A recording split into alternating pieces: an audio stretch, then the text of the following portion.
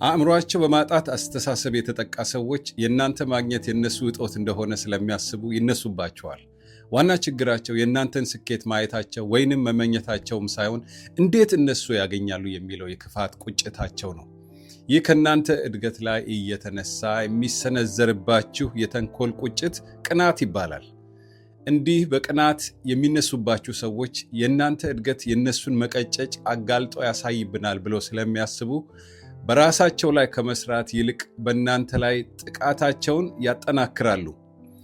የሚገርመው ደግሞ በግል መነሳት ብቻ ሳይሆን እንደነሱ በአናሳነት ስሜት ውስጥ የሚቸገሩትን ሌሎችን እያሳደሙ በግሩፕ ይነሱባቸዋል። ምክንያቱም የእናንተ ስኬትና ወጣ ብሎ መታየት የግሩፕ አሰላለፍን የግድ ስለሚቀይረው ነው።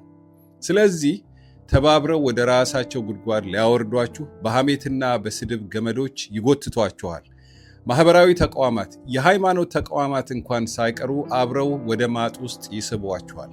በጣም የሚያሳዝነው ቅናት መቆጣጠሪያው እንደተበላሸ የእህል ወፍጮ ስለሆነ የሚቀኑባችሁን ሰዎች ጉልበትና ጊዜ ይበላል።